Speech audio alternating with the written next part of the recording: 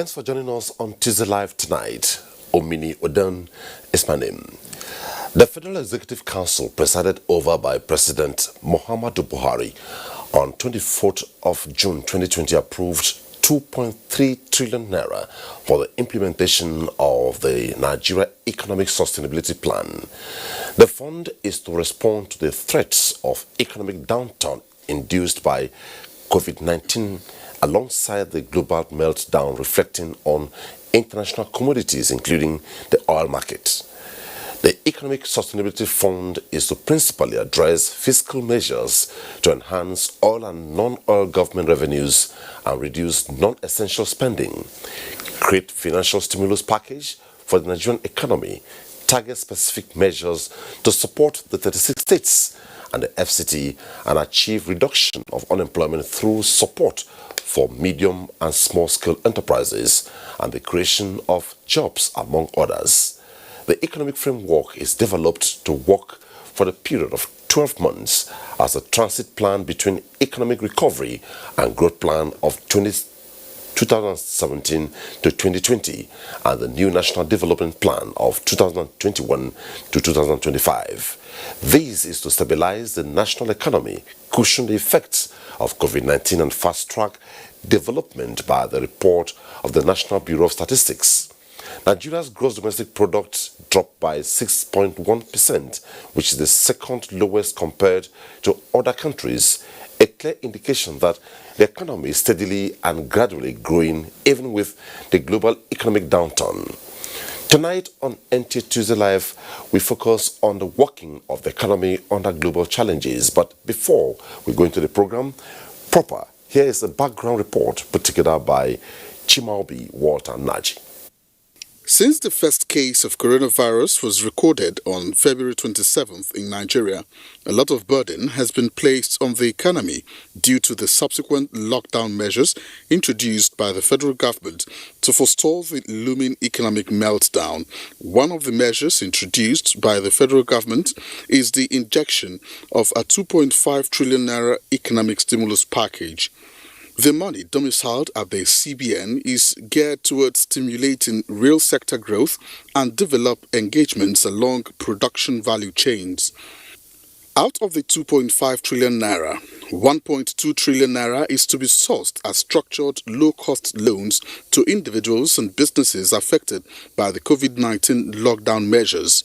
Some of the sectors targeted include the agricultural sector, manufacturing sector, micro, small and medium enterprises, and the creation of jobs, among others. The health sector was one of such sectors with specific focus as the federal government, through the Office of the Secretary to the Government of the Federation and the Central Bank of Nigeria, invested in medical research to boost the health system post-COVID-19. Currently, 20 projects valued at over 26.27 billion naira have been approved and funded by the CBN under our 100 billion naira credit support intervention for the healthcare industry. The program is designed to increase the nation's research and development activities that will help support the development of Nigeria-made vaccines, drugs, and herbal medicines. The process will be driven by science, data, and facts that will be made available to you, so that as we are dealing with the adverse negative effects of COVID-19, we will also be setting a new pace of our healthcare delivery system. These disbursements, economic analyst believes, is responsible for the federal government's achievements in the fight against COVID-19 and the mild negative growth of -6.10% GDP rating recorded for the second quarter of the year compared to other countries. The Nigerian Economic Sustainability Plan is a 12-month transit plan between the Economic Recovery and Growth Plan expected to terminate by December this year and the new National Development Plan expected to kick off in 2021. In Abuja, Chimaobi Walter Naji. The Economic Sustainability Plan is the focus of Tuesday Live tonight, and Chimalbi Walter Naji's report sets the tone for the takeoff of the program. At some point in the course of the program, our phone lines will be open, and please, when we are through to you, turn down the volume of your television set and go straight to the point.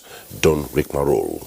Also, you can be part of the conversation tonight through our Twitter handle at Tuesday Live NTA. I'm being joined tonight by the Minister of Finance, Budget and National Planning via Zoom in Abuja, Zainab Ahmed. Good to have you on the program tonight. Hello, good evening. Nice to be here this night.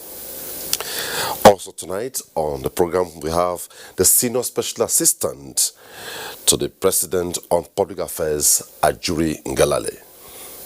Welcome to the program. It's always a privilege. Thank you for having me. Joining us from our Kaduna Network Center is Yushau Ango, Associate Professor of Business Entrepreneurship and Dean, Postgraduate School. Welcome to Tuesday Live. Good evening. Thank you very much for having me. Professor Aderibingbe Olomola, Head of Research Management Department in the Nigeria Social and Economic Research, Ibadan.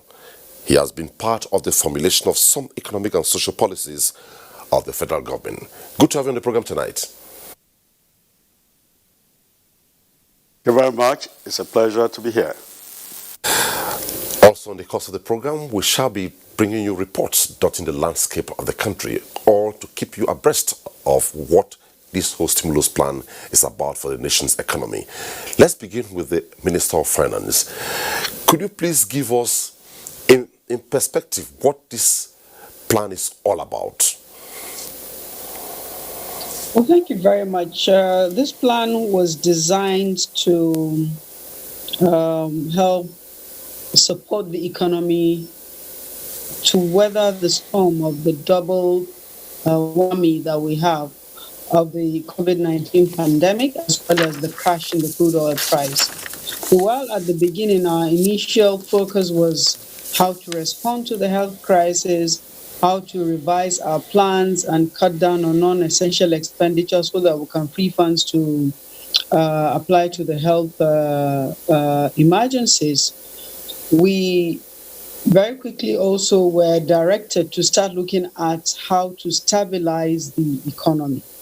In doing that, we had to revise the budget, we have to revise the medium-term expenditure plan, we have to cut down on spending to enable us use the limited resources to also increase funding. We also had to source for external funds to augment the limited resources that we have. So we set out to find and we secured some concessionary funding. It's important for us to have monies within the economy because it was clear that the economy was going to be hard hit because of this double whammy, and that our assessment was the year 2020 would probably see us closing with a negative growth of minus 4.4%. And to be able to obviate that growth, we needed to design a program that creates a lot of economic activity at the lower to middle strata of the economy, and also allow us to put resources into the hands of as many Nigerians as possible by engaging them in productive activities. So this ESP was designed to be a plan that would be largely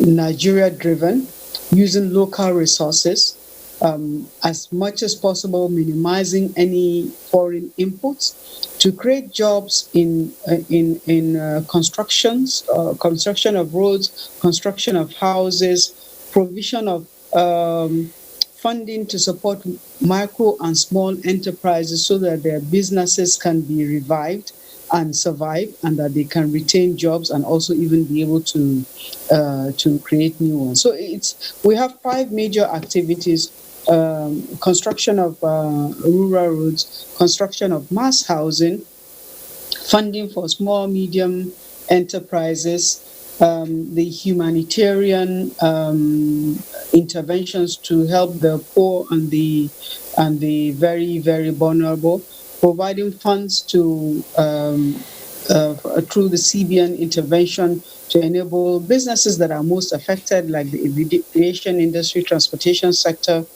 and the health sector, to be able to stabilize their businesses. The president also supported us, and were able to support the states, because this is a federation, by arranging to have a stay on some of their debt service obligations so that they can have more liquidity within their own system, because the purse was getting very, very small. So we were able to suspend for about 18 months the debt service, that states obligations to the federal government and to the central bank, to free up resources for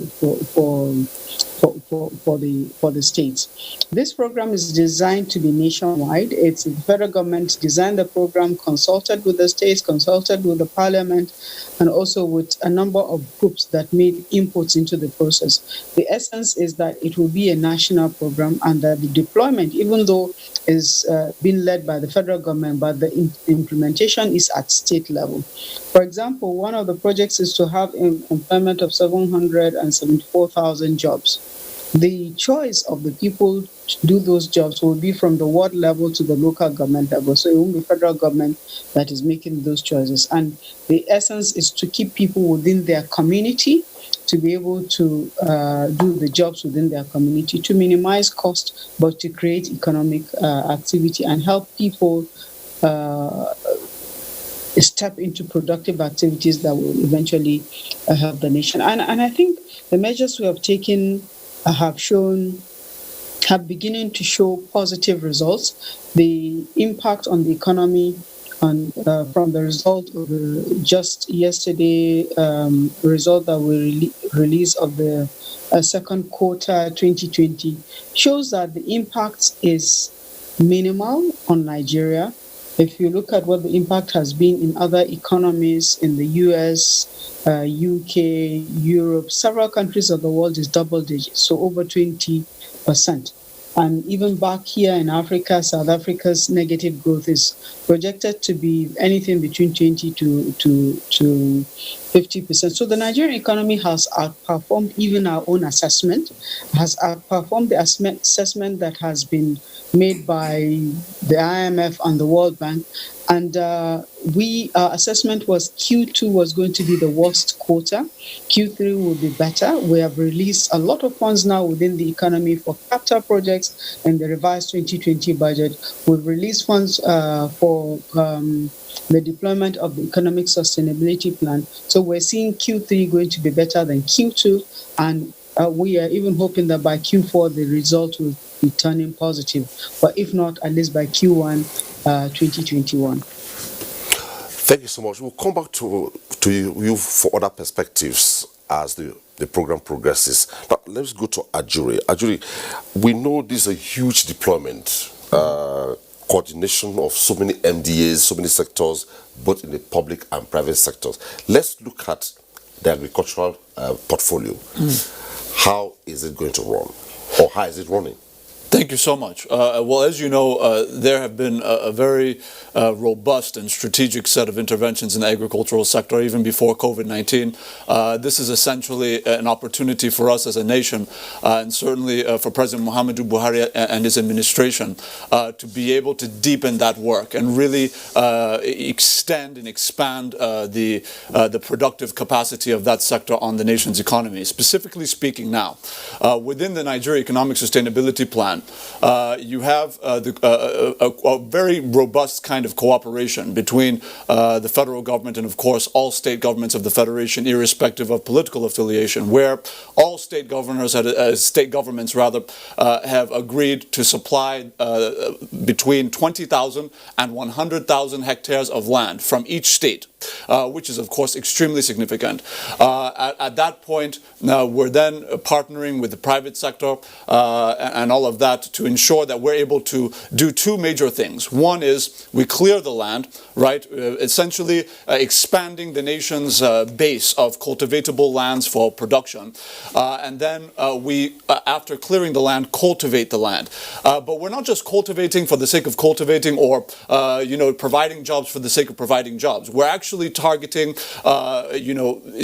really high value export commodities. When we're talking about cash crops such as cashew, such as cocoa, such as sesame seed, and many others that can really get the nation the bang for our buck, if you will, per hectare of land. And of course, in the process of that, you're going to see the employment, a sustainable employment, by the way, of millions of young people all across the country from the localities. And that's very critical because it is within the thrust of President Muhammadu Buhari's vision for the agricultural sector that we prioritize the process very intentionally of really creating a kind of cross-generational pattern, if you will, where we're intentionally encouraging young people to get into into agricultural production and cultivation, so that we have a sustainable, set of producers all across this country, across all value chains and across systems. Now, how is it going to be funded? You're looking at approximately well over 600 billion naira that is dedicated to the agricultural component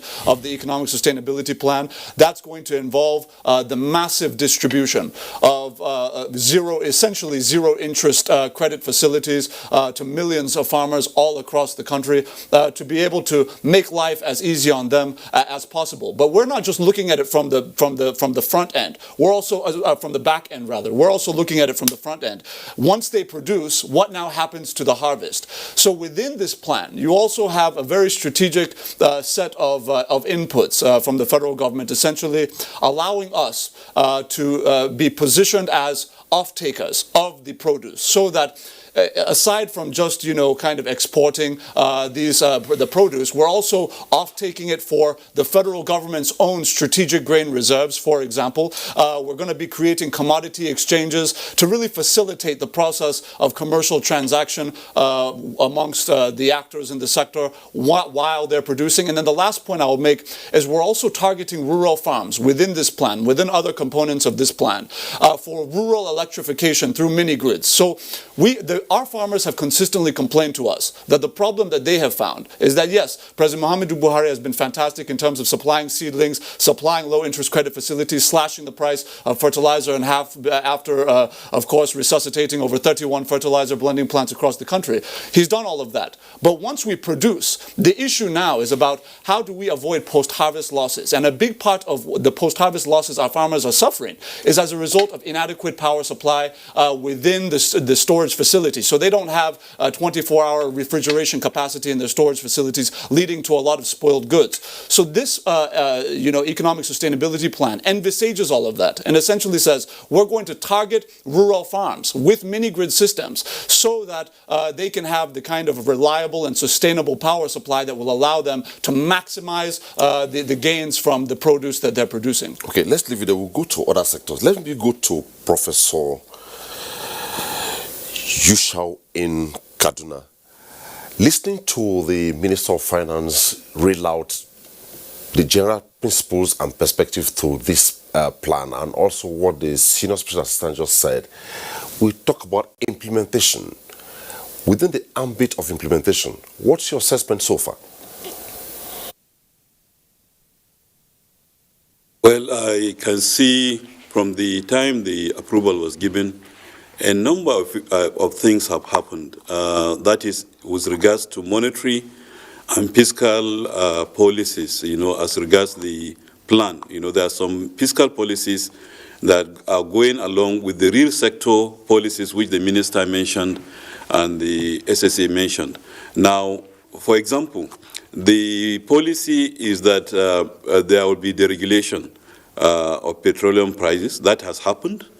We have seen what the CBN, for example, just yesterday released with regards to foreign exchange management. What they are doing, or what they have tried to do now, is to avoid cases or incidences of third-party payments and all that. Those are monetary aspects of the implementation. Now, as far as what I would call the soft aspects of the implementation are concerned, we can see that these have taken place already. We know also, for example, the issue of the 774,000 hands that will be employed, 1,000 per local government, I know there has been quite a lot of debate, but it looks like it's about to take off. So a few of these activities have started, and the central bank on its own part, we can see also they are also releasing funds, and like the Honorable Minister said, they have released funds especially for capital projects. Now the whole idea and the whole essence, in my opinion and my understanding of this plan, is that is really homegrown, just like the Honorable Minister said. It's a plan that aims at ensuring that we use what is available in Nigeria in terms of raw materials, in terms of resources. We also, even in terms of labor, you know, for the housing sector, for example, the idea is to use Nigerian, not only Nigerian products, but Nigerian labor, you know, in all respects, to develop the houses. So I think in its essence, we have started well, but for the agricultural side, for example, it will take a while, you know, for all the programs to be implemented. But I think in a way, we have started a little bit well. And I'm happy with the Q2 result we have seen. We certainly are optimistic that Q3 and 4 will be much better. Professor Olomola, you have been part of the process and looking at it from the perspective of value addition. If we tinker towards value addition in the long run, where are we heading?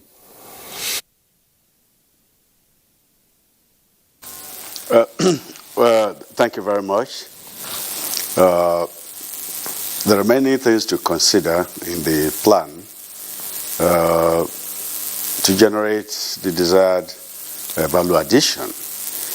There must be an expansion in production in the various sectors, especially in the rich sectors, and also improved productivity if we need to generate the desired value addition. To also get this, the speed of implementation, the momentum must really be very rapid, because if you look at the experience of Nigeria in terms of implementing a plan, the first area of worry which we need to watch carefully is the duration of this plan, 12 months. What is the level of value addition that we are likely to generate in 12 months? It also coincides with our budget cycle, usually 12 months. And over the past few years, we would see that the implementation of the budget in terms of proportion and implementation performance has not been as expected. So these areas we need to watch carefully. Are we likely to generate the desired value addition in a space of 12 months? And if you look at the various sectors, the critical sectors that we need to generate value addition, the rich sector, if you take agriculture for example, we can see that the sector has been badly hit by the pandemic and also by climate change, the climatic conditions. Currently, if you see some areas where we should have been having rain in the past 30 days, it has been scanty.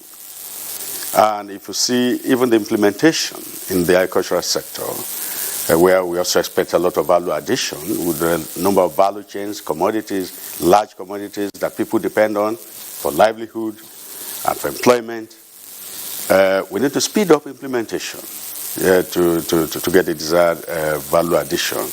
And this means that the whole process should be depoliticized. There's overwhelming political bearing on a number of the landmarks and the milestones that we need to watch so that the process is not encumbered by political maneuvers in order to generate the desired results in terms of increased employment, reduction of poverty, and the medium-sized companies that are almost collapsing now can easily be revived. So these are the things to consider. Also, in terms of input, we will need to implement the plan in terms of the funds is major. It's major. The budget has 500 billion immediately from special funds that can be used as an important source. But from the past, we need to make sure that the release of these funds should be prompt.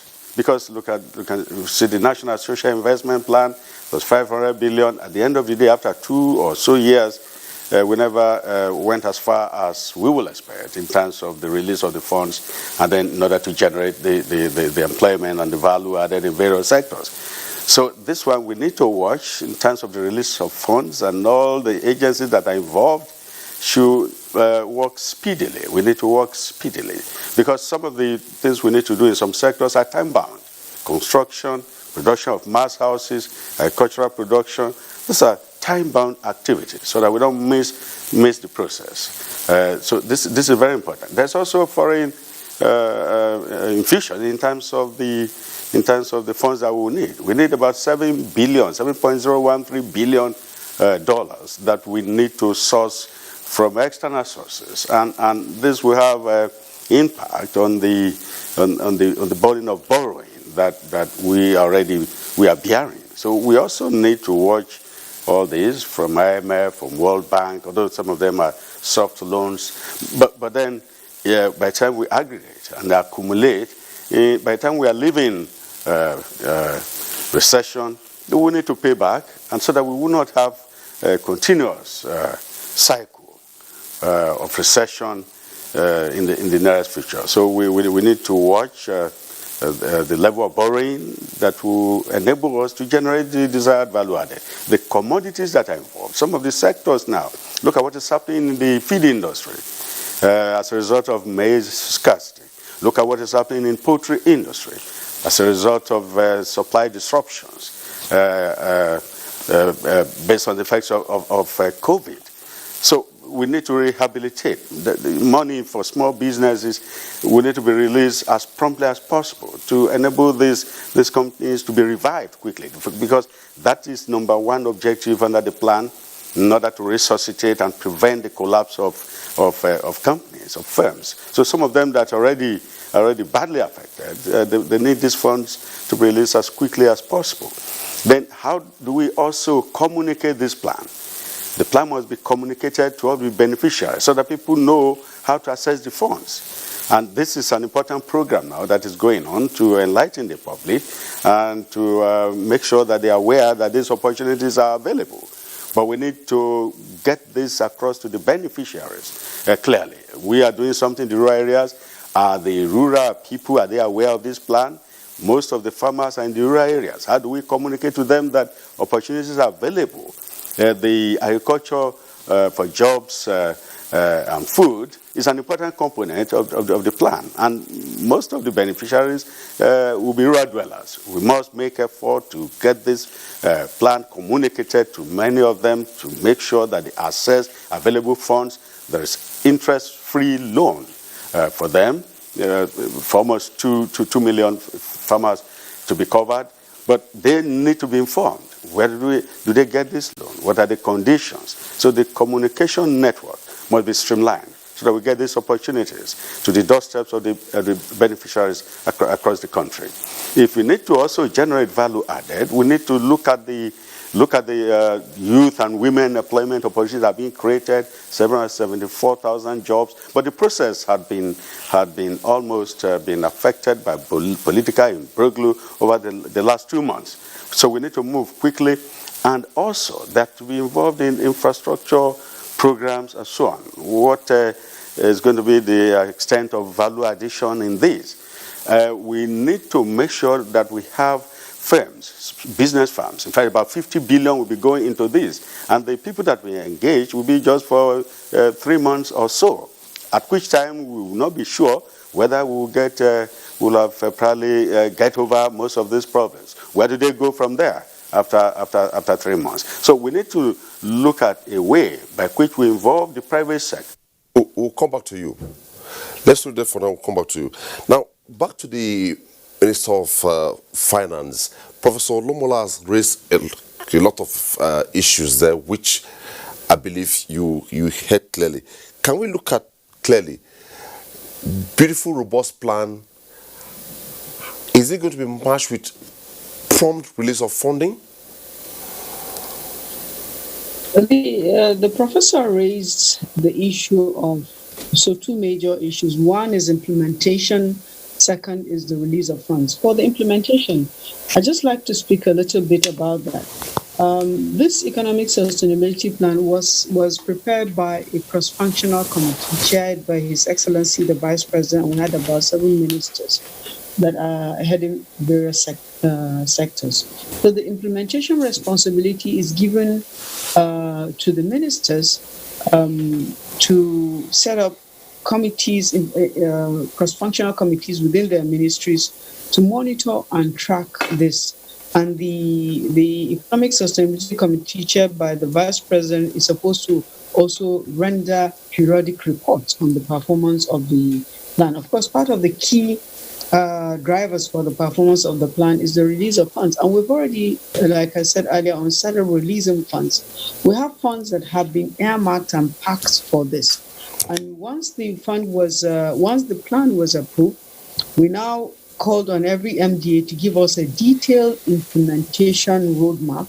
And based on that roadmap, we made an assessment of how much they will get to start off with. Then we track performance, and somewhere maybe halfway or a three-quarter way, we release more funds to them. So there's a design monitoring program for the implementation of this, and there's also a design reporting process.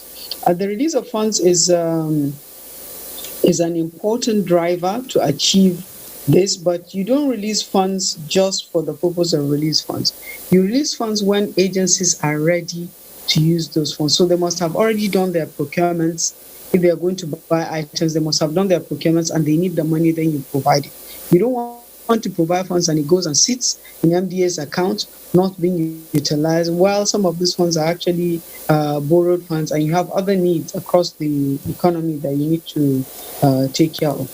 One thing that I just wanted to emphasize in the ESP is that the ESP was also designed to strengthen our social safety net as well as strengthen the healthcare system. Okay. In addition to all the other things that were mentioned earlier on the mass agricultural project, extensive public works, mass housing, support to MSMEs, the monetary measures that have been taken already by the central bank, the development of rural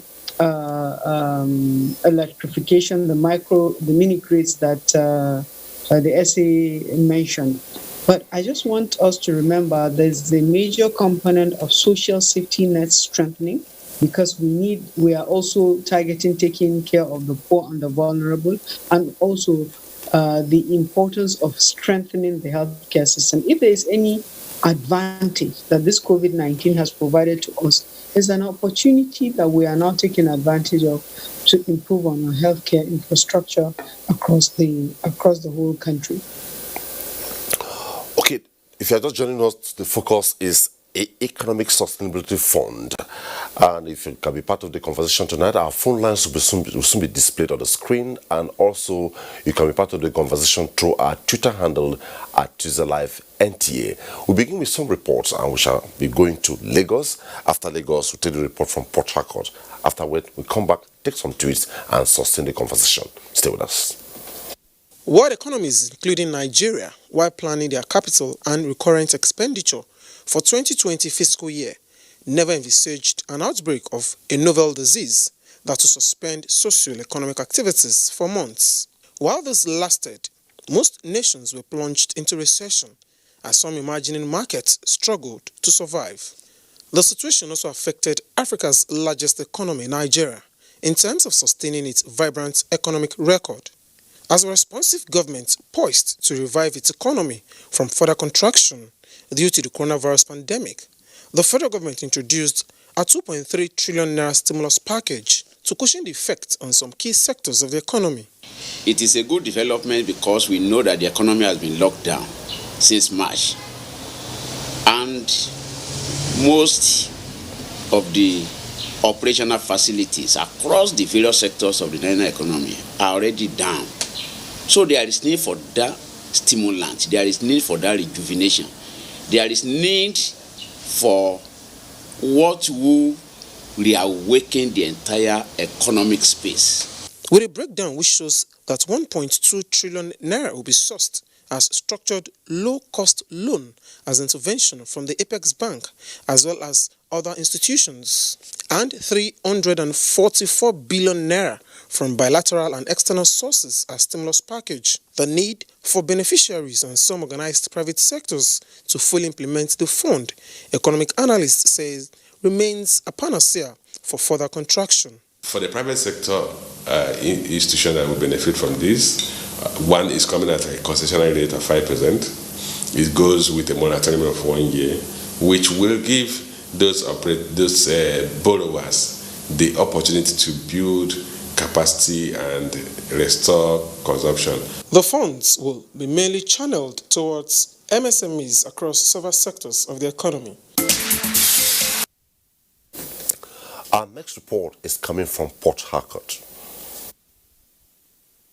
The federal government recently released its economic sustainability plan, which hopes to address the economic impact of the COVID-19 pandemic.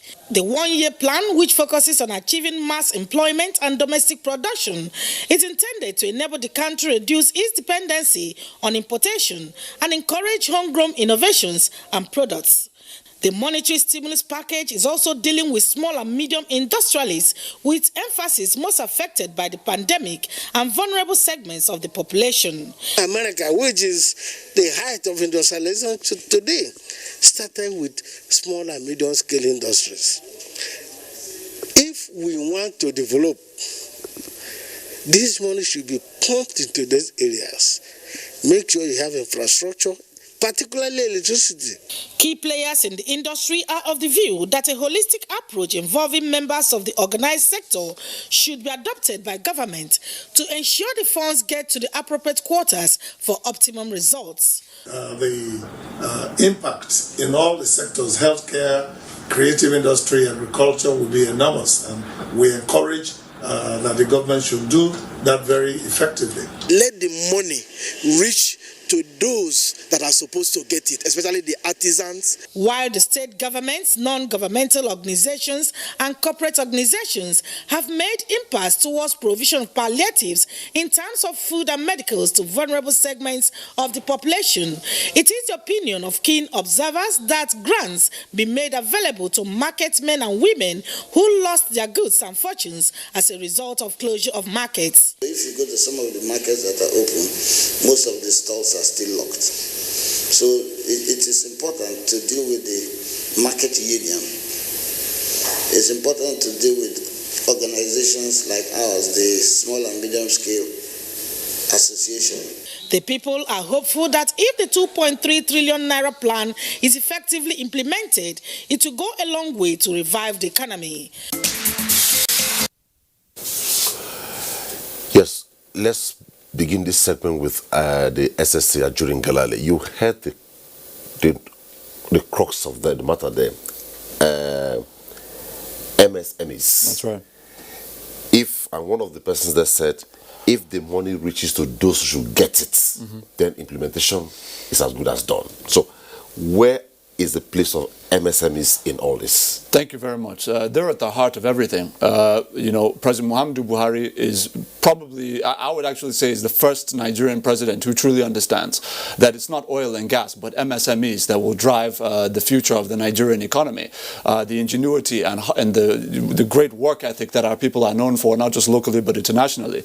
Now, with that said, it's important to note, let's start from January this year, when President Muhammadu Buhari, before COVID-19 even hit, signed into law the finance bill, which did two major things. One, of course, it made very clear the exemptions that would now be given to MSMEs with annual profit margins of less than 25 million naira in a year. They are exempted from paying company income tax. And furthermore, for medium-scale enterprises that are dealing an annual profit of margins of between 25 million naira and 100 million naira, they saw a substantial reduction in their company income tax obligation from 30% all the way down to 20%, which is significant. Now, moving into the COVID-19 era, we all know what has happened globally and nationally. Now, the response has been just as robust as the preceding measures I've mentioned. First of all, within the Nigeria Economic Sustainability Plan, you have what we call the Survival Fund, which essentially, it's very extensive. You have one part of that really deals with MSMEs in this country that are operating in sectors that have been particularly hard hit by COVID-19. Of course, the Honorable Minister has most ably already mentioned some of those sectors being aviation, hospitality and tourism, road transport, and some others. But in specific terms, really what we're looking at is making sure that we can get that credit, like you said, directly into the hands of the people that need it. So we are going to have a scheme that will allow us to have MSMEs who are dealing in, COVID-19 relief materials, things like soaps, things like production of PPEs and, shoe covers, and so many different items within the COVID-19 relief kind of plethora of items, that the Nigerian MSMEs are going to be supported by government, because we are going to support about 300,000 100,000 MSMEs that are producing these goods that we will buy from them. We will patronize them, buy their goods to support well over approximately 500,000 jobs within those organizations. In addition to that, this is very critical. We're also providing a 200 billion naira fund for artisanal miners. Why? Not artisanal miners. These are small artisans, rather. Artisans are critical because they are relevant to almost every sector we're talking about, whether it's construction, manufacturing, solar power production, panel production, etc., etc. So because artisans, and we have so many millions of them in this country who are highly skilled, who just need a bit of support, they are going to be able to access zero interest credit facilities through fintech companies that we've designated, and through micro credit financial institutions who will get the funds directly into their accounts. And for those who do not have registered accounts, we will help them, assist them to create those accounts so that they can have access to those resources to not just support themselves, but to ensure that they can also support those who are relying on their businesses. And the last point I'll make is a very critical payroll support program. Payroll support program. So what we're going to do is we're going to provide grants, in effect, to road transport workers and others that have been really, really hard hit with grants that, of course, a grant being that they don't have to pay it back, to ensure that they're able to stay afloat in this very difficult time in view of the lockdowns that have occurred across the country. And of course, that also involves companies. We are going to establish a handshake between the Corporate Affairs Commission, the CAC, and several MSMEs across the country, where they are going to, in effect, be able to, gain access to, I'm talking of unregistered MSMEs that need to get registered and all of that and formalize their operations so that they can have access to the MSME support to keep, hundreds of thousands of jobs open within those MSMEs. So it's really very, very robust, and we've turned pretty much every stone to ensure that every aspect of, the MSMEs across the country, across sectors,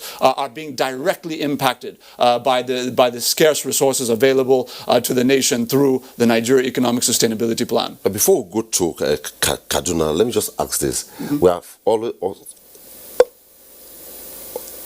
often had this complaint of lopsidedness. Mm. Have there been a plan to ensure that there's a spread across the country to avoid lopsidedness? This is an area where I think President Muhammadu Buhari has never gotten the credit he truly deserves. If you look across the board at the policies and plans and programs of this administration, consistently, the president does not play at all about the issues of equity, of distribution of jobs and benefits. And this plan makes that very clear. If you look at the Special Public Works Program, where you have 774,000 young people being recruited contributed to construct roads so with Nigerian sourced bitumen, for example. Obviously, that is 1,000 from every local government area of the Federation. Total equity.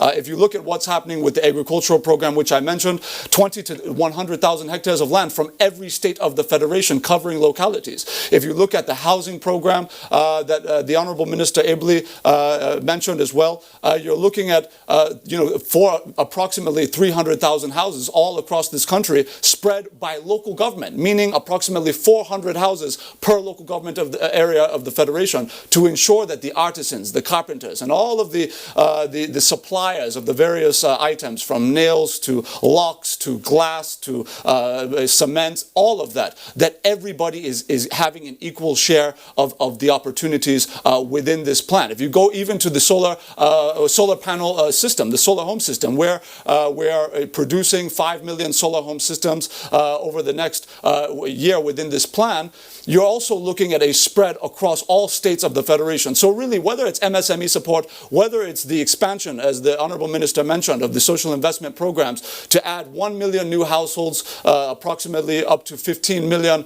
Nigerians now on the National Social Register, it's all about spread, it's all about equity, it's all about making sure that every Nigerian has a sense of belonging, because the President understands that he's the President of the Federal Republic of Nigeria, and he's going to make sure every citizen feels the impact of his presidency. It's okay. Let's go to Kaduna. Professor Ango, key to this is data. If there's data on ground, it will help. And also, are you concerned about the gestation period? 12 months. Can we achieve all this within 12 months? Data is important, and like just the SSA finished saying, the data, for example, for the low-income earners, I just read somewhere, is approaching about 15 million or thereabout, which means they are gathering the data. Now, I'm concerned about implementation, certainly. I'm worried that, for example, and as important as the agricultural sector is, and this government has particularly given so much attention to agriculture, and we have succeeded in this country sincerely as far as agriculture is concerned, to the extent that we have had border closure for some time. We have also had, at the same time, we have had this last lockdown that we experienced. Despite all that, reasonably we have been able to survive. We don't have much challenge in terms of foodstuffs or availability of food.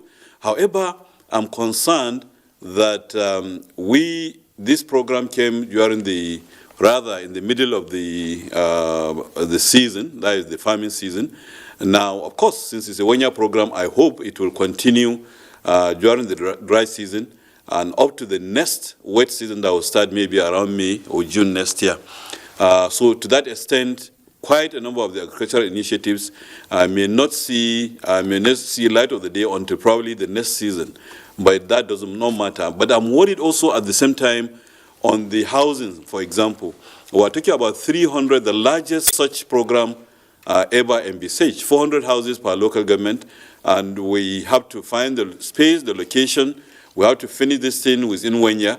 What I see is that though the plan has been scheduled to be a 1-year plan, it was also said to be a bridge between the ERGP and the next development plan.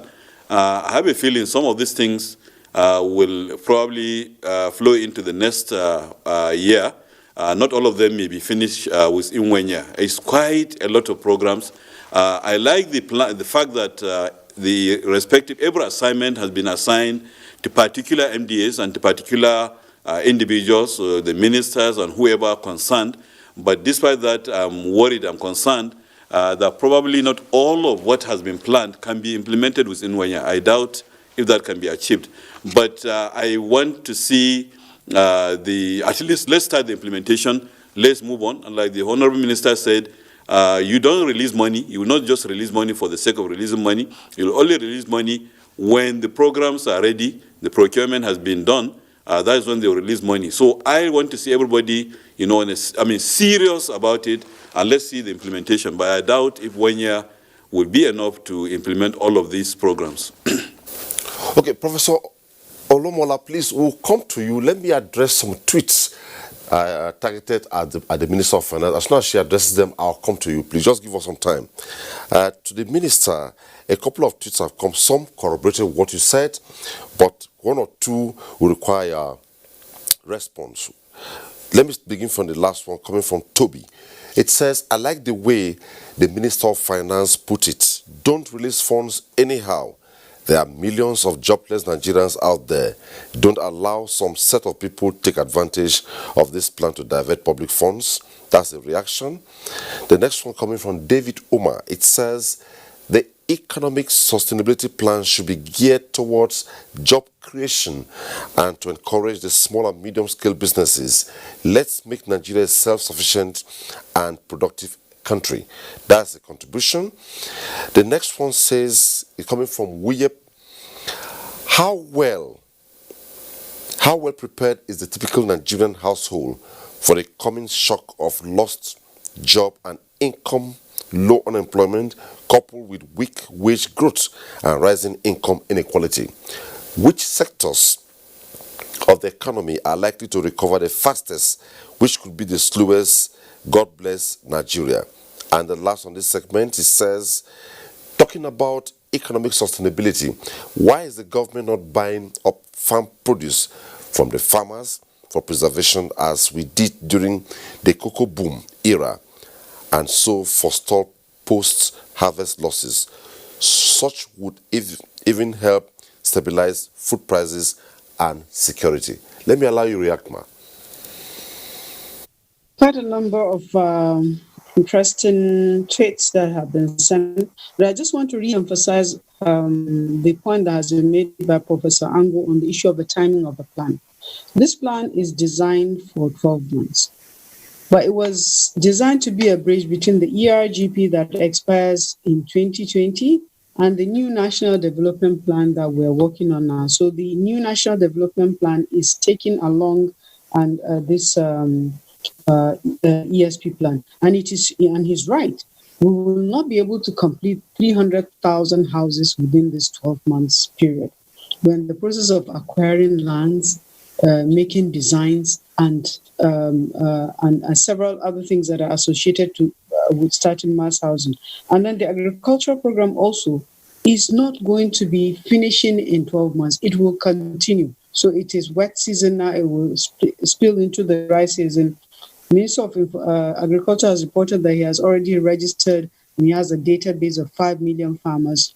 2 million of those registered have been submitted to the CBN, and the CBN is doing its process of releasing this soft loans to these farmers. So yes, it's not going to finish at the end of month 12. It will dovetail into the new development plan. On the releases of funds, we did all agree that we must make sure funds are provided when they're needed, because the funds are scarce and we don't want funds to be tied down, sitting in some bank accounts and not being utilized when there are needs everywhere else. And we're making sure that that is what is done. The ESP has been designed to create jobs.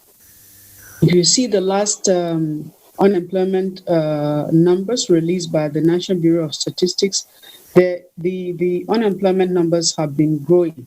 So there are more people that have lost their jobs because of the slowdown in the growth of the economy, because a lot of small businesses had to close down at some point. So we're trying to create jobs at a very, very large scale. And the jobs are rudimentary jobs. So they are not white-collar jobs. They're not office jobs. Yes, there's some digitalization and there's some digital economy focus, but we're trying to create jobs so that people can actually use their hands to do productive activities. And which sectors will recover first?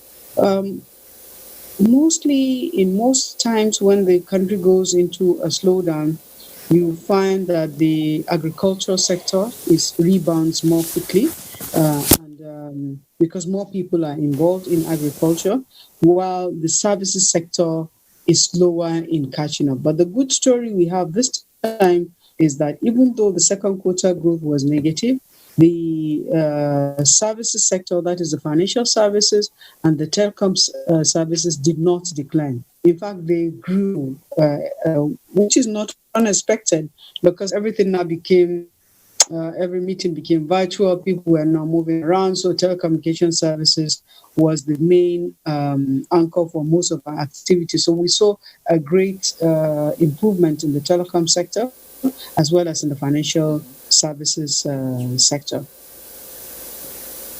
Okay, let's go to Professor Olomola, then I come back to Ajuri for some other response before we take our first break.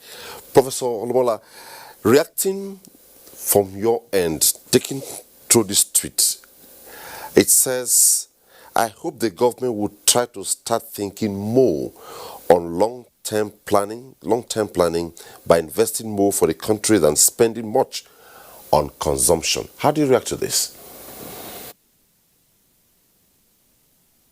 Thank you very much. I think both will need to be looked into. This economic sustainability plan is a short-term plan. Then we have a medium-term plan. Then we have even the fairly long plan that is being crafted now. And the 2021 to say 2025 or so is a medium term. So that has already been taken care of. When you have a set of medium term like this, then you have to start annually through the budget, which is the annual plan, to implement. So that is already being positioned. But the important thing is the executive capacity to implement the plan.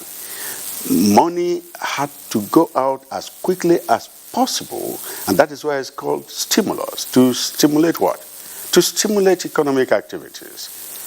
Production, consumption must be stimulated before we achieve the desirable level of growth or we reduce the negative growth that we are having, so that at the end of the fourth quarter, we could be over. So it is important that the executive capacity is strengthened in the MDAs, such that no MDA that will not provide appropriate guidelines for implementation will cause delay. Actually, in terms of the activities, it's a very ambitious plan. It's supposed to be a bridge fine, but the activities are so overwhelming, and that unless proper technical implementation guidelines are established at the level of MDA, it will even be very difficult to monitor. There is a monitoring framework at the highest level of authority in terms of administrative and governance system of monitoring. But at the technical level of implementation, what are the milestones quarterly? When do we expect certain things to be done? When do we expect seeds to be produced? When do we expect fertilizer to be distributed? Guidelines. If you don't have these guidelines at the level of MDA, look at housing. How do we go into the construction of housing? Housing finance. How will these houses be affordable to the masses of the rural people that also need housing? How will the private sector be involved? We need to articulate this and put time on them on a quarterly basis or periodically, so that we can see what we monitor and the milestones achieved before the end of the year. As it stands, if we don't have these guidelines, some MDAs in 6 months, they will not have finished their procurement. And the money will not be out, and at the end of the day, will not probably achieve the results at the level that we expect. So it is important. We have the short term, we have a medium term, we even have a longer term plans. But we will see how one dovetails to the other, because if we have this 1 year, for example, and mark you, each time one should also do budget, we have middle-term expenditure that takes 3 years, and then see how projects that are not completed in the first year will go into the second year. So the budget process must also recognize this, such that whatever we cannot finish at the end of 12 months will not just be jettisoned. There will be accommodation through the MTF, so that the second year, which will be the very first year of the next plan that is being crafted now, can recognize these programs that are on ground, so that they're not just dismissed or jettisoned or abandoned as we usually experience in the country. So if this one is now properly linked to the very first plan, provision made during the budget of 2021, then it will capture the surplus activities that cannot be completed during this ESP. When we come back from the first break, we shall go to the nitty-gritty. One of it has to do with achieving the timelines and milestones, and also the strategy of communication to reach those who should benefit. Just after the break, stay with us. For now, the best and most efficient way to avoid getting infected is through regular hygienic and sanitary practices, as well as social distancing. As individuals, we remain the greatest weapon to fight this pandemic. By washing our hands regularly with clean water and soap, disinfecting frequently used surfaces and areas, coughing into a tissue or elbow, and strictly adhering to infection prevention control measures in health facilities, we can contain this virus.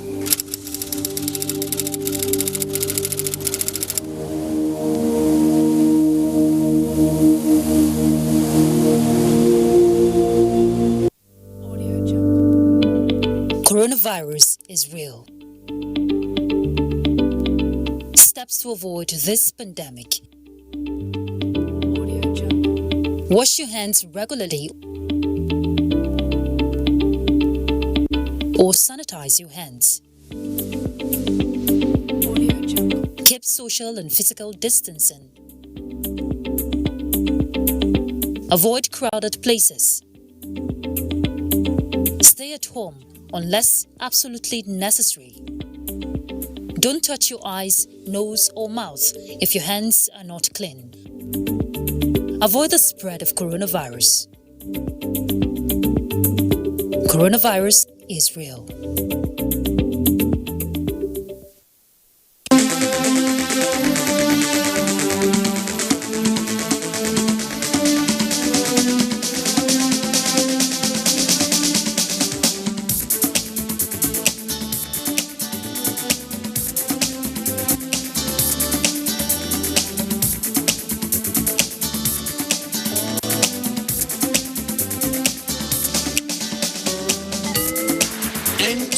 Tuesday Live, a network issue-oriented innovation talk show. Thanks for staying tuned. And before we take our next batch of reports, let's go to the next issues. One of the key components besides local content housing is gas. Before we touch on gas, Professor Olumola touched on communication strategy. How do you link up this? Thank you very much. First of all, I think communication is very critical to any government policy and the implementation of any government policy.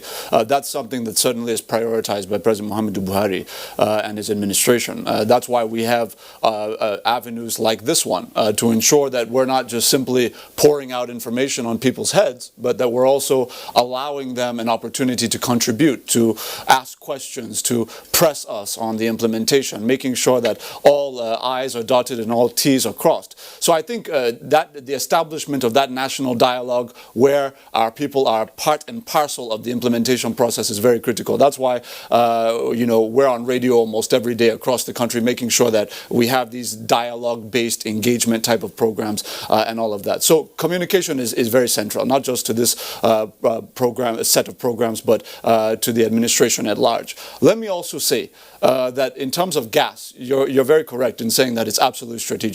Yeah. The president has made very clear that it is really pivotal to his vision for the future of the Nigerian economy that we use the resources provided by the oil sector today to diversify very aggressively into gas. Why? Because we know that gas has a limitless future. It's not time-bound. We know that even when oil is not the commodity it is on the international market, gas will continue to be powering industries and homes from the Americas to the Europeans to the Asians and all of that. So now, within this plan, you have two major segments of what we're calling the Nigeria Gas Expansion Program, NGEP. One is LPG-based predominantly, one is CNG-based. Each program within the NESP, the LPG program is 1 million jobs, and the CNG program is 1 million jobs.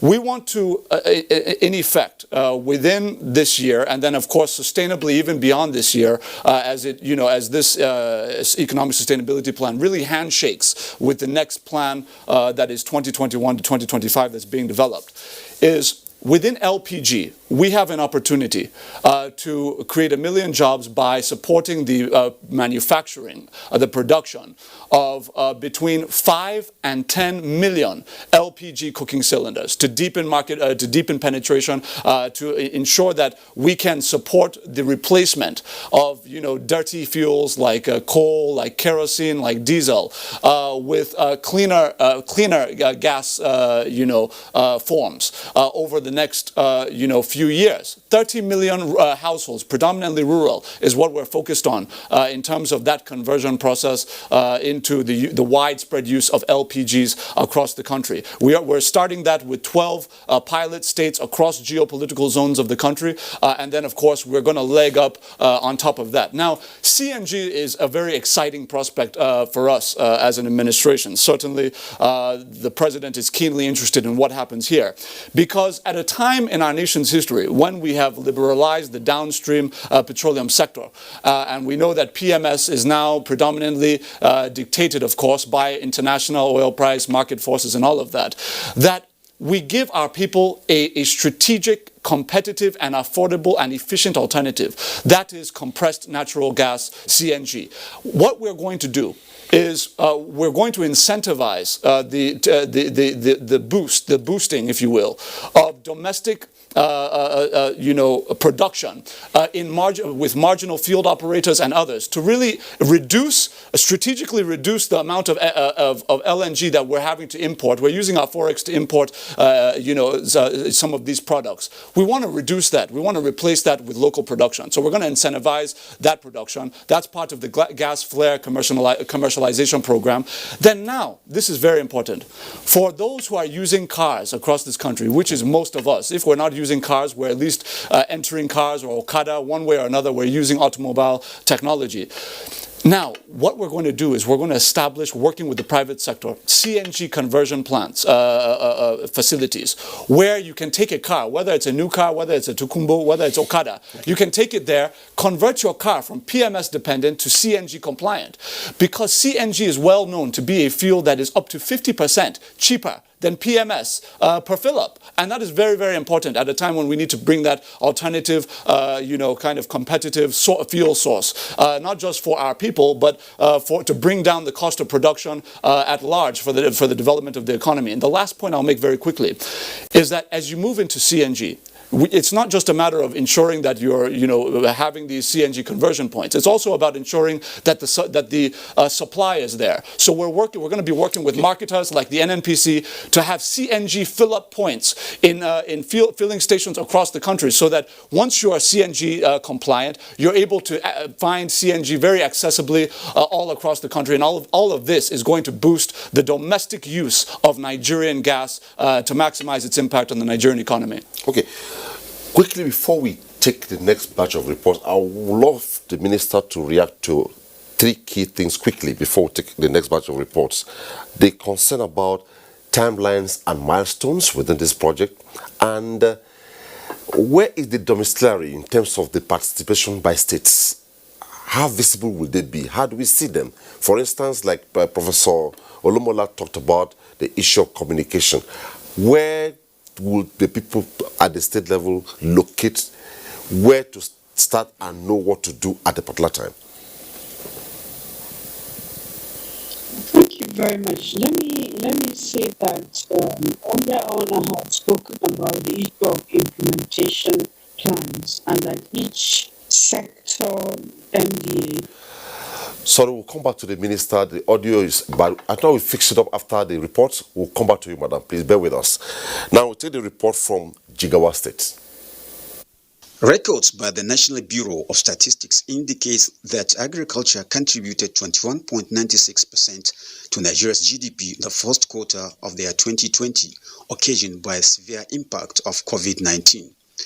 The federal government's 2.3 trillion naira stimulus plan to support the economy comes as a welcome development among critical stakeholders in the agricultural sector in Jigawa State, which provides about 90% employment to the citizens. The challenge here is that a larger percentage of the farmers engage in small-scale crop and livestock production, characterized by a very weak value chain management. It also leverages on, it does not restrict the farmer to 1 hectare. So a farmer can have 6, 10, 15 hectares, depending on where it's. Like here in Jigawa, our area of advantage is rice. We have some farmers who are about 6 hectares, 8 hectares. Such hectares cannot be anchored by agro growers. So they need a larger input supplier, which this intervention is going to address. What we are after, or what we request most, is the government should provide essential inputs that is required for agricultural development.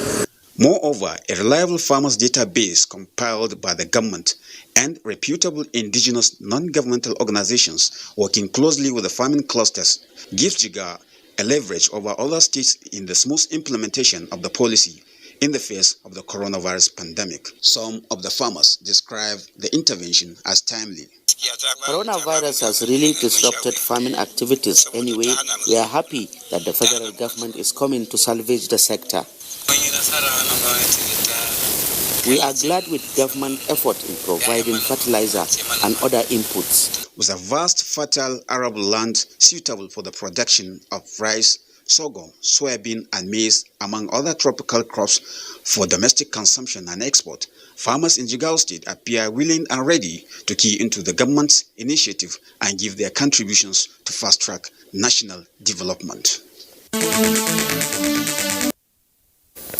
Our next stop is Oka. The Central Bank of Nigeria Incentive Risk Sharing System for Agricultural Lending (NESRA) Microfinance Bank introduced 500 billion naira targeted credit facility as a stimulus package to support households and small and medium enterprises affected by COVID-19 pandemic lockdown across the country, including Anambra State, with many benefiting. Anambra State, because we are a state of entrepreneurs, we should make use of it. Royal Saints International School, Oka, is one of the schools affected by COVID-19 pandemic. Since March, it has remained shut. Luckily for the school, it is one of the beneficiaries of the CBN stimulus package. And here with me is the proprietor of the school. I got the information online through one of the groups, and then I applied from my bedroom using my mobile phone. At the end of the application, just after about a month and 2 weeks, I got a call. My loan had been approved. Ubu said he faced financial challenges and fear of his business survival before 1.6 million naira intervention came from the facility, adding it has enabled him procure more computers, projector machines and IT compliant personnel to help him meet up with the demand of e-learning processes now adopted by schools. He expressed gratitude to federal government for bringing succor to the people and businesses at a time it mattered most. He advised Nigerians to key into the CBN's facility made available to provide cash flow disrupted by the lockdown occasioned by the pandemic. Our last report for tonight is coming from Kebbi. Kebbi State has recorded successes in various agricultural commodity value chains, especially rice. This followed presidential inauguration of the Anko Borrowers program and various incentives from public and private sector players, which enhanced farmers' productivity over the years.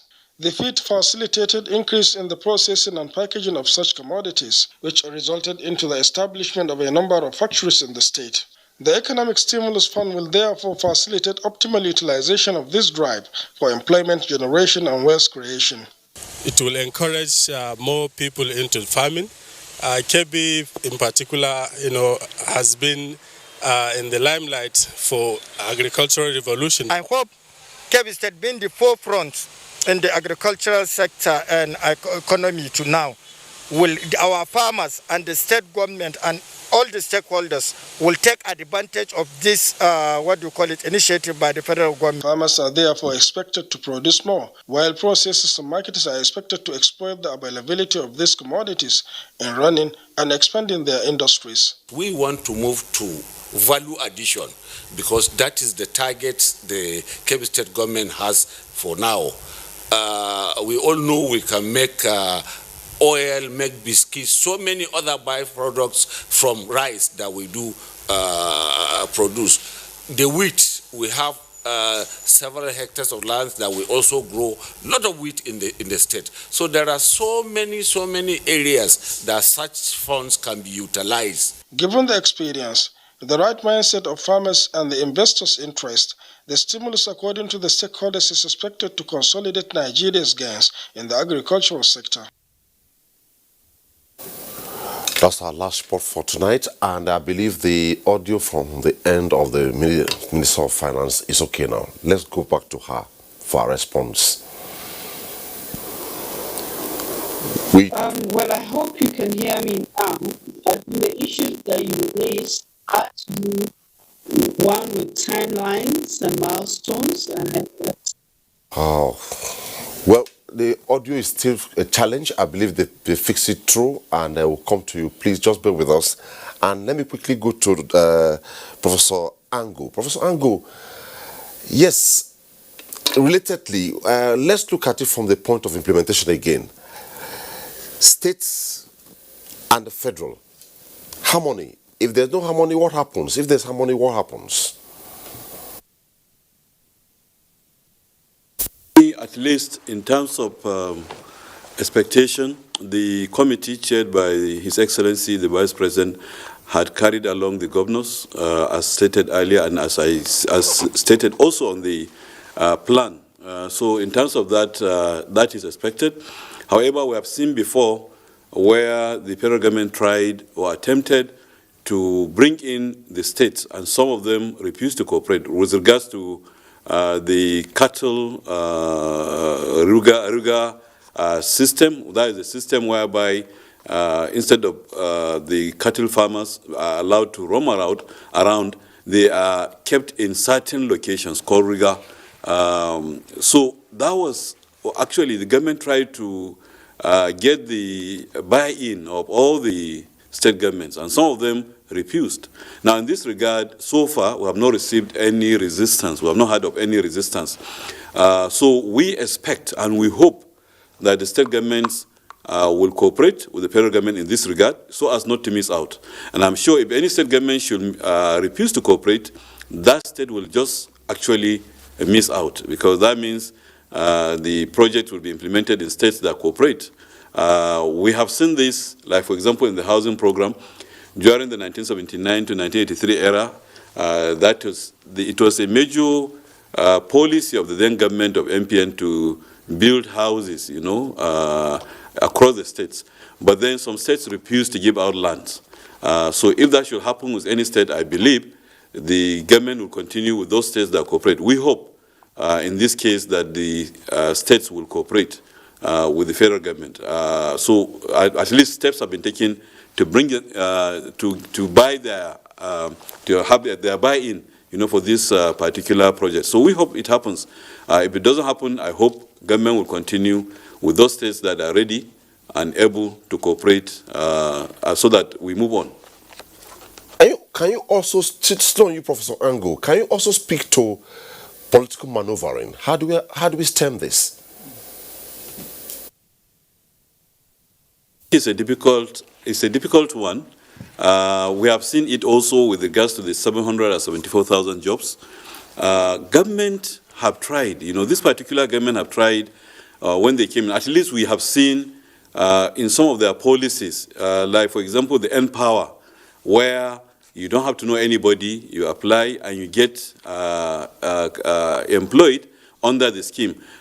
They have done that quite a lot. We have seen in one of the reports, one of the proprietors of a school saying that actually He saw something on social media, he applied, and he was told that his facility has been approved. So in that regard, federal government has already shown the goodwill.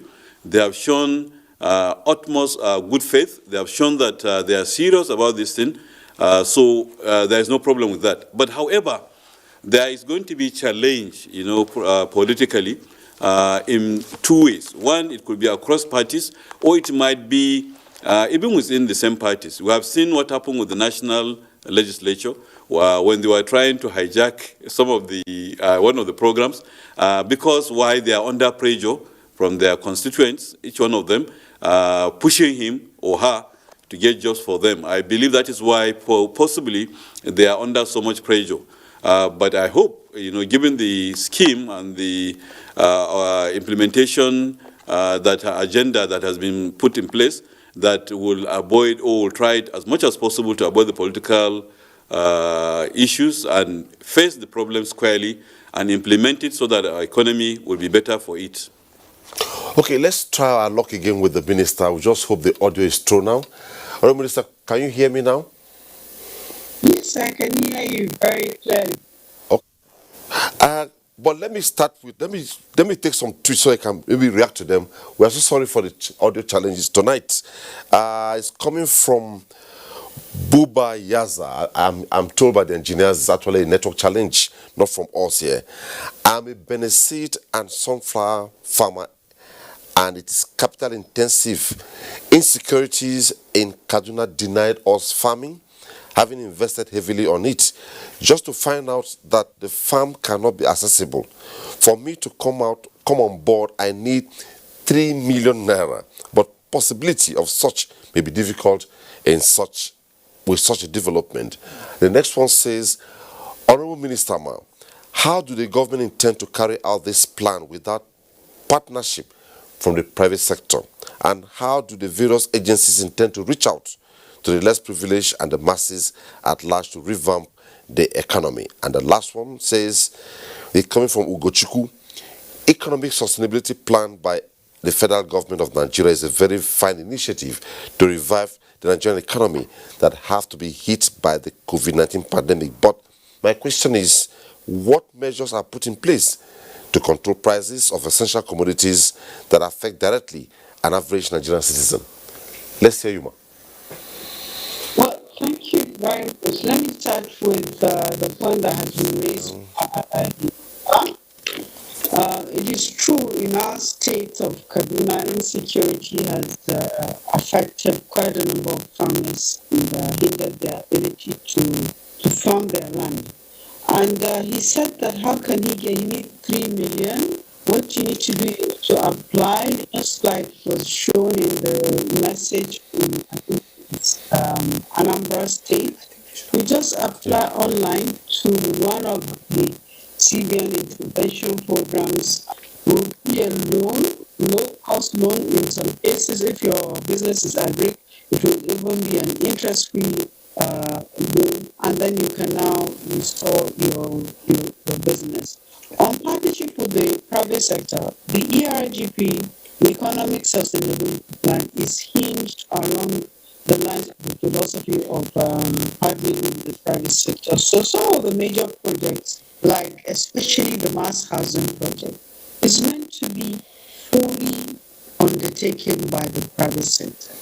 So in the mass housing project, you have a program where you have about 300,000 houses who will be engaging young professionals, form themselves into companies. They'll be given like up to between 10 to 5 to 50 houses to build. Within the estates where the houses are going to be built, there'll be activities within the same estates to provide inputs for the building of the houses. All of this is going to be done by the private sector. The project managers will be private sector participants. The financial institutions that provide funding for the program are also private sector institutions. And also there will be the off-take end, that is the mortgage end, where when the houses are completed, there's design mortgages. And these mortgages are primarily primary mortgage institutions, those are also private sector. So the whole of this plan, apart from the one that is just designed to keep people in jobs and the excitement, that social investment program, they favor private sector to produce these activities. Okay, let's go to Professor Olomola. Professor Olomola, how do you amplify from the minister's angle?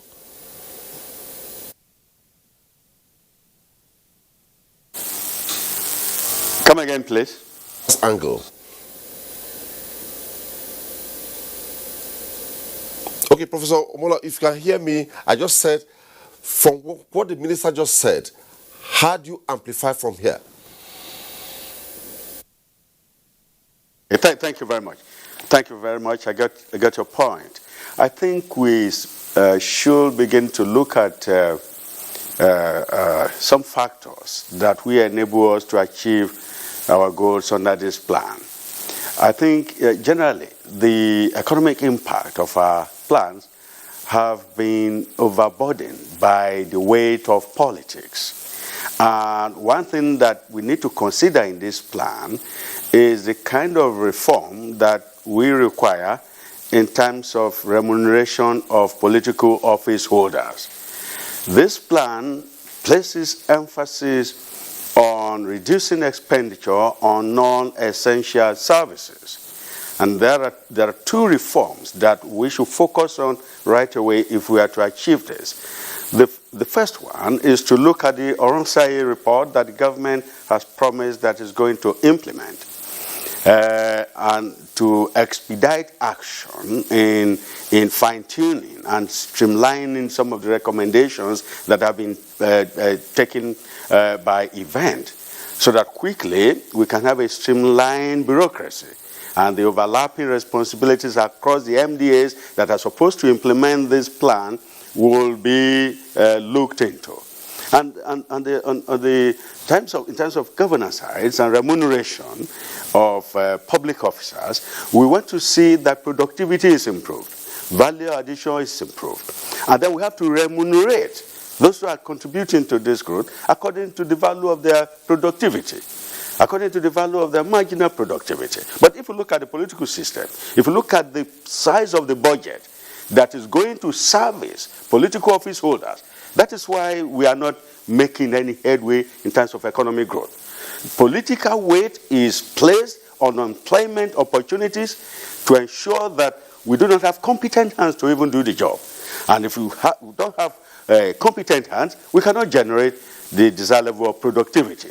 And if you look at proliferation of agencies that we need to even try to streamline now, since 1999, the National Assembly has supported establishment of various agencies, and to the extent that servicing them becomes a problem and a burden on our budget, such that over 70% of our national budget is devoted to servicing recurring expenditure and overheads. So we need to look into this area if we're talking about non-essential service expenditure that we need to reduce. I mean, how is this remuneration arrived at? If we're doing reform, we're in recession, why should some sector of the economy be receiving fabulous amount when some people cannot eat 2 square meals or 3 square meals in a day? This is a lopsided method of remuneration that we need to look into. Everything we do in terms of implementation, you need people to do some work. It is through political connection. They may not have the desired level of capacity, and executive capacity to implement, therefore becomes a problem. And if you look at proliferation of institutions, look at the number of educational institutions that have been established in the last 10 years. To the extent that people who come out from these institutions cannot contribute to the growth of the economy. And this is the connection between sectors. Look at, this plan places also emphasis on education. But when the resources are so thinly spread across a lot of educational institutions that are established through political weight rather than the economic needs and the way to really support growth in the economy, it becomes a problem. And so we will not have the desired funds to really generate the productivity that we want, which is a major objective of this plan. I think we need to look into this as we move on. In terms of communication, what is the role of NOA? We need to make sure that agencies of government that are supposed to propagate the policy of government and plan should go down the line. They are in every state of this country, both rural and urban. What is it that has been articulated for them to really propagate in this ESP? We need to identify them.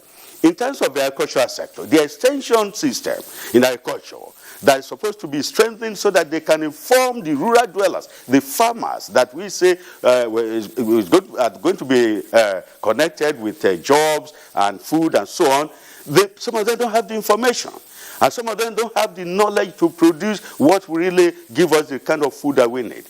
Under this pandemic, in the last 3 months, the situation of food security needs really to be looked into. And unless we strengthen these farmers and we give them the right information and we revive our extension system, we will not be able to really achieve the desired level of expansion, no matter the acreage of land or hectarage of land that we expand. If what we will need to cultivate the land is so antiquated, the labor that in fact, this pandemic will not even allow people to go and really work on the farm. We need to get some technology, some machines, some planters, harvesters that women and youth can use on the farm to make life easy for them.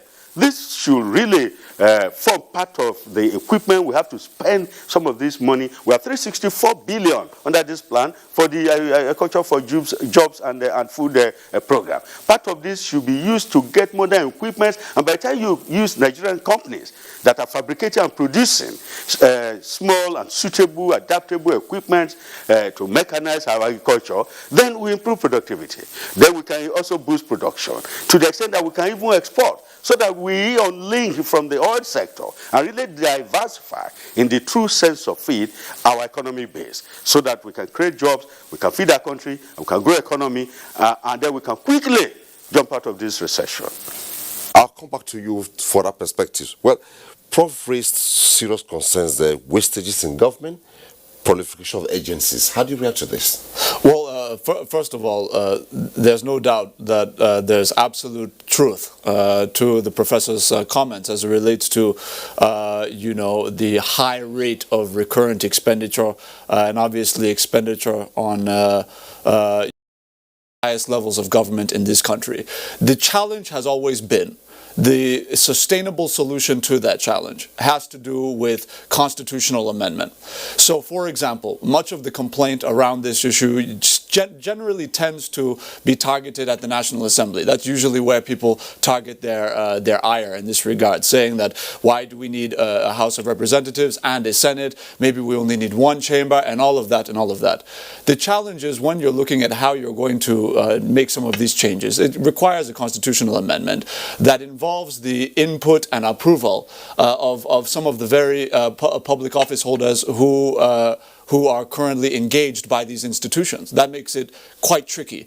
What you can do in the interim, because we have to be realistic about what the challenges are and what is immediately achievable and then what is maybe more of a long-term goal, is how do we cut down on government wastage? President Muhammadu Buhari has already authorized the implementation of the Al-Ransaya report, rationalizing government ministries, departments, and agencies. That's a major step in the right direction, one which took the political courage and integrity of the president to be able to push forward. In addition to that, the president had also ordered a review of all salaries of all public office holders in the country to see where we can create savings. And the president has led by example. You'll recall that as soon as Mr. President took office, and of course His Excellency the Vice President, Professor Yemi Osinbajo, took office, they slashed their own salaries voluntarily without any public pressure or anybody asking them, because they wanted to set a standard for all public office holders to follow.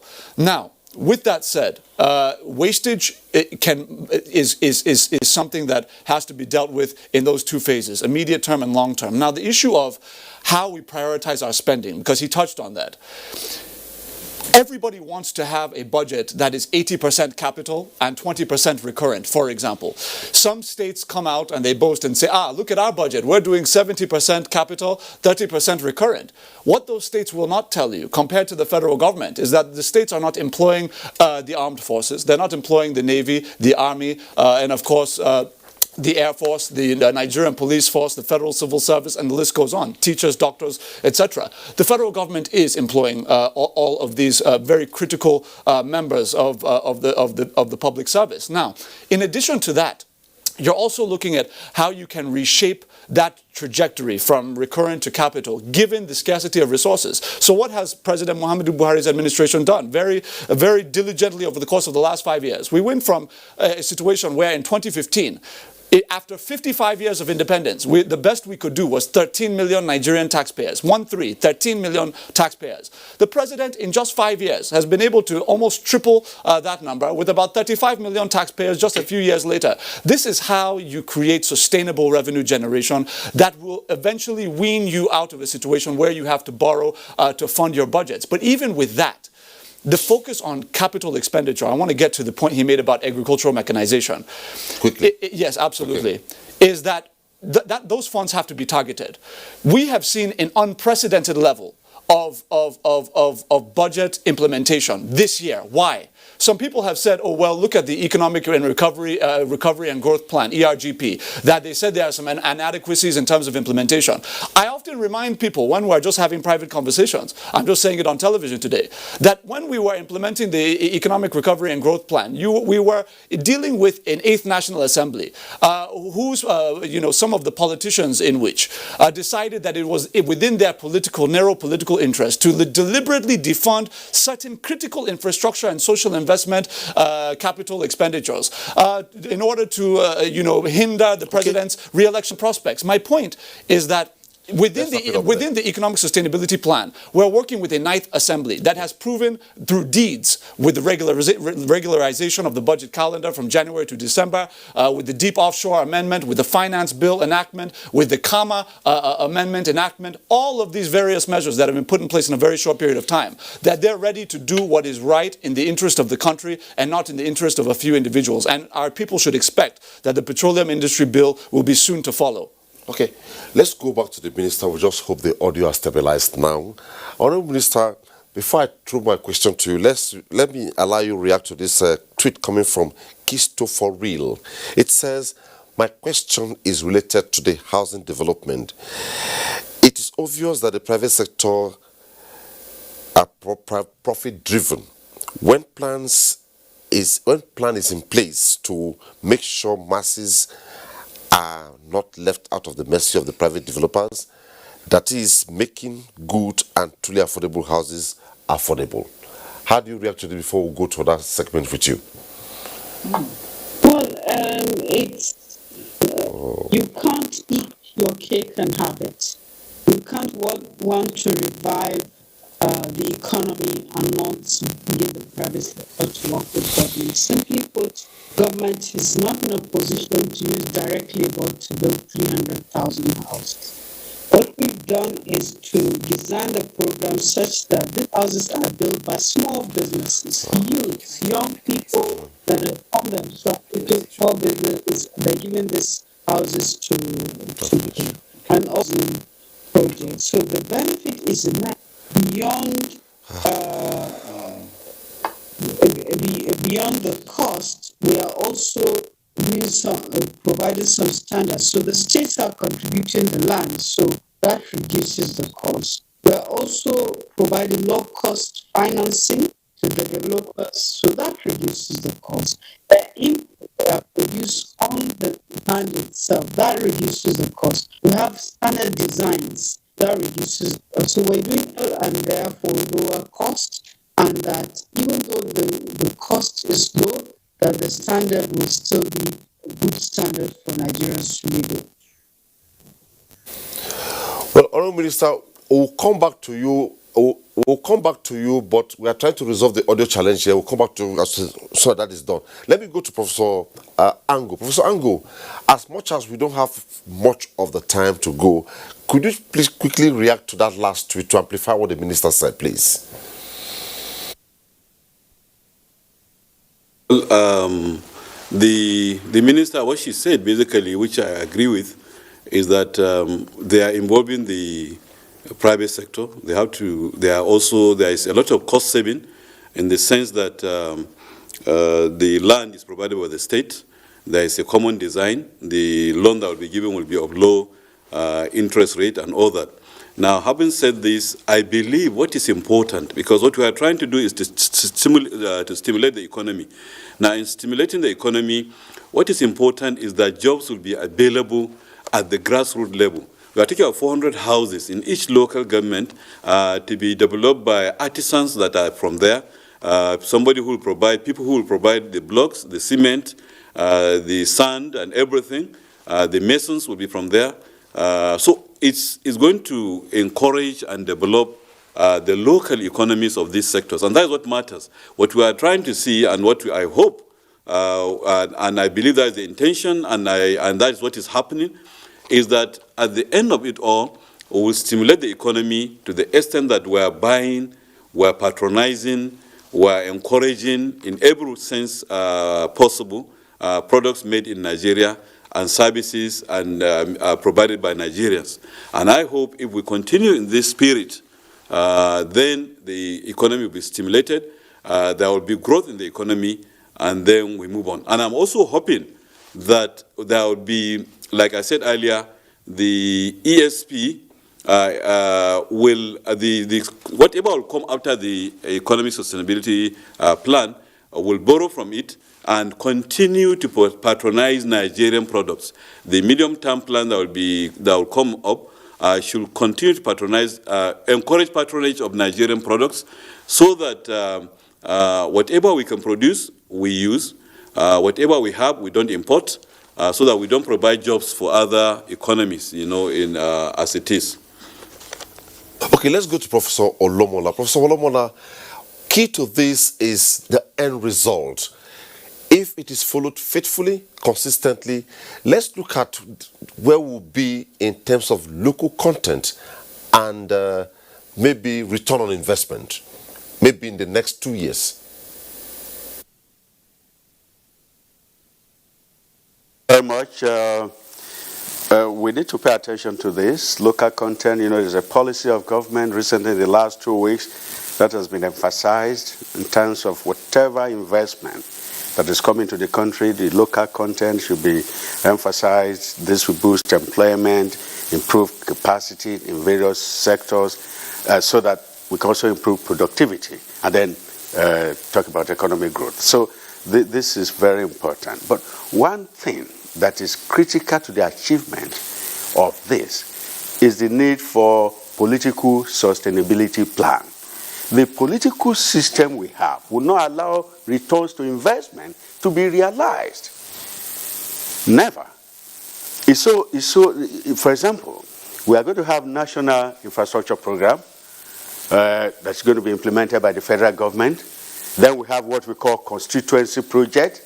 Yet, despite these several years we have constituency projects, infrastructure to the areas where investments will be located are really absent. So you can see the lopsided where the money is going. We are not seeing the impact of the money that is being spent. When you have a budget, you have infrastructure facilities or projects or investments. You have some being implemented by politicians one way or the other, saying it's constituency project. And over the last 10 years, we cannot see road to where industries are supposed to be located. You cannot see water supply to where firms, medium-scale firms, are supposed to be established. So these are obstacles. There must be a political sustainability plan, which we should put in place, which will streamline clearly the responsibilities of each tier of government and who should implement what. And also, if we are looking at this plan, we have procurement. We have procurement system that we have experts to work on so that quickly projects can be quickly developed, investments can be quickly developed, action plans can be quickly taken. You need expert hands to do this.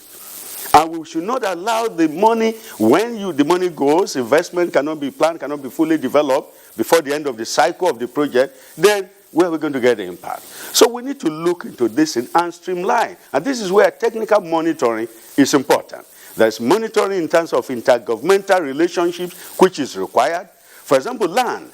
You want 300,000 hectares of land in this country. The states must have commitment, and they must be carried along. And if they don't, we will not be able to realize what we say in terms of employment, in terms of food security, in terms of expansion in agricultural production, in terms of import substitution, which is a major policy of government, in terms of diversifying the economy. So land is very important.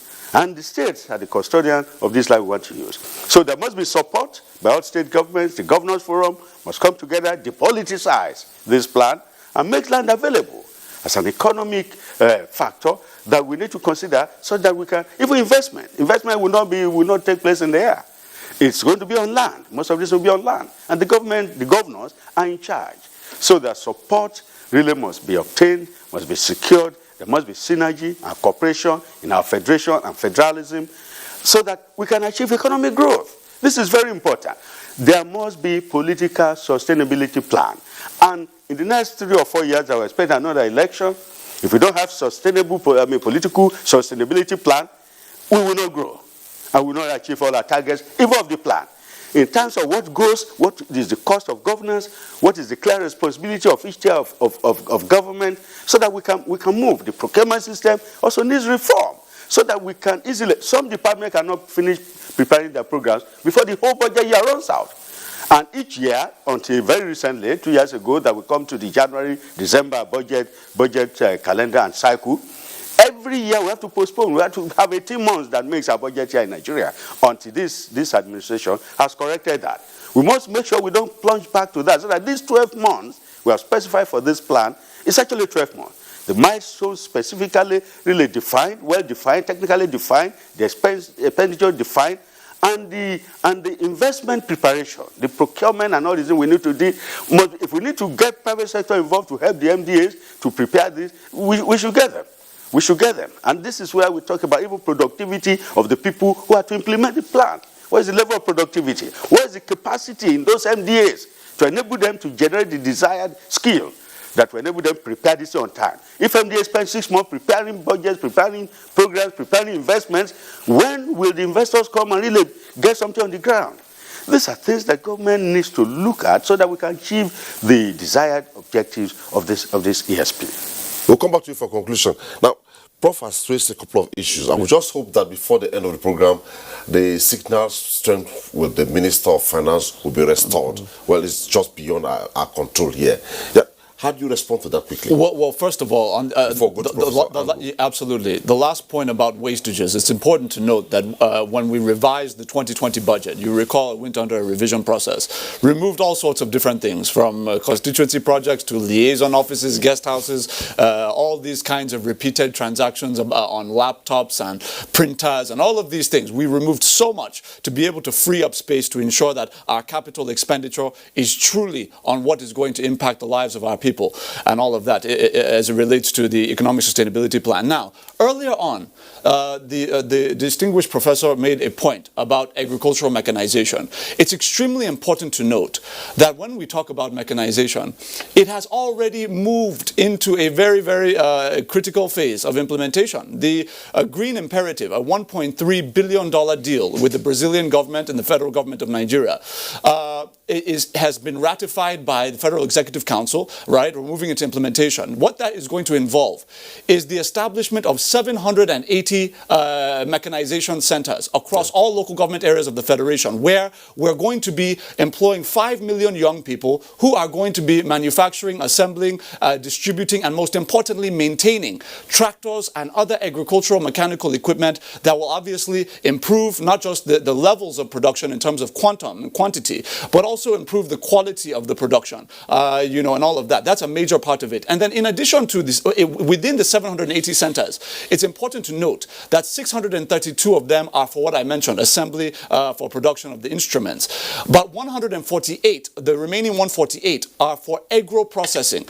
President Muhammadu Buhari has made it an emphasis that we must add value to all of our raw materials. So obviously we've just seen the Presidential Artisanal Gold Mining Initiative, PAGMI, which deals with not just the exploitation of gold and formalizing that process for economic growth, but also formalizing the process of refinement development so that we're producing from beginning to end gold in the country. He's doing the same in agriculture. So with these 142 agro-processing centers, you're going to now be able to move raw soybeans produced in this country and refine into vegetable oil, for example, so that we can save the forex we've been spending on imported vegetable oil and be selling to our people and eventually export on the international export market. So agricultural mechanization has already gone very far, and over the course of the next 3 years, our people would have seen exactly what it is I'm referring to in action.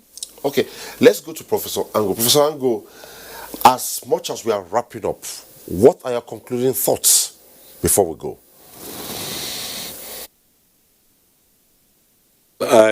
My thoughts are, one, that ESP is a good plan. It's succeeding. It's coming in between this and the next plan. And even ERGP was good because we can see clearly this is a government that comes in with policies, in well-intentioned policies. However, I want to caution that, like has been stated earlier, that as much as possible, we should have a proper monitoring arrangement because in Hausa we have what you call Rijiya Taba da Ruwa Gugaya Hana. You know, it's like the well. When you have a well, you know, where you can fetch water, the well is there, it's willing to give you the water, but the implement you use to bring out the water is not releasing it. So what I'm trying to say basically is that even though there are good intentions, there must be proper monitoring. There is so much that has been done, and from what the SSS just said now, that will be done for the agricultural sector, especially in terms of value chain and processing. Now, however, we also must ensure in that regard that the inputs that come to farmers, especially seeds, you know, quite a lot, we need a lot of research, and quite a number of research centers are available. Maybe there are even too many. Maybe that is why we are not getting the kind of seeds we need. We need the technology. Farmers need to be enlightened. And then also, finally, with regards to one of the questions you mentioned, that is with regards to ensuring that this, whatever it is that government wants to do, goes around to every sector or every part of the country. What we have seen earlier plans where some parts of the country did not benefit as much. And those parts of the country are those that are the poorest, that need this thing. And I think what is required now, basically, is to call on the state governments, especially, and the local governments in those areas, to enlighten their people so that they can also key into these projects. These initiatives are there. These benefits are there. If people don't know about it, they will not be able to key in. So we'll call on the state governments concerned, and I'm talking about basically most of the northern state governments, to enlighten the people so that they can key into these various initiatives and take advantage of them, because quite a lot of poverty exists more in this part of the country than other parts. Well, Professor Joshua Ango, as the Professor of Business Entrepreneurship and Dean Postgraduate School, it was nice having you on Tuesday Live tonight. Thanks for being on the program. Thank you. It's my pleasure. Go to Professor Olomola. Professor Olomola, can we have your concluding thoughts, please? Thank you very much. You know, there is a missing gap in the plan, which, as we start to implement, we must attempt to bridge. There is no clear distinction or delineation of roles in the plan. Yet we call it a national economic sustainability plan. What are the roles of the local government? They are not clear-cut in the plan. So as we communicate the plan, therefore, we must have a technical group that will delineate the role of the state governments, the role of the local governments in the implementation of the various programs across the sectors. It is only then that we can call it a national economic sustainability plan. And most of the targets and the timelines and milestones will not be achieved unless there is political sustainability plan. There must be a political sustainability plan that will allow the number of people that should be employed to be employed, because they are cornered by the political class. Or, you know, that is the bane of economic development in this country. We have placed considerable weight on politics to affect investment, to depress employment, and also to cause economic slowdown all around in terms of delays in passing the budget until recently. So we need to have a political sustainability plan that will define the roles clearly between especially the legislature and the executive, and also to... Thank you so much, Professor Olomola. Professor Olomola is Head of Research Management, Department of the Nigeria Social and Economic Research, Ibadan. He joined us from Ibadan Network Center. It was nice having you on Tuesday Live tonight. Very much for having me. And back in the studio, we must say at some point the Minister of Finance, we lost signals. The engineers tried their very best to restore signals. That was not possible. It was really beyond our control. Well, we thank her so much for being part of the program while the signals lasted. And to the Senior Special Assistant to the President on Public Affairs, Ajurin Galele, it was not having you on the program tonight. I'm always humbled to be with you. Thank you. Thank you so much for your tweets and all your questions raised. We looked at the Economic Sustainability Plan. Thanks for watching. Bye-bye.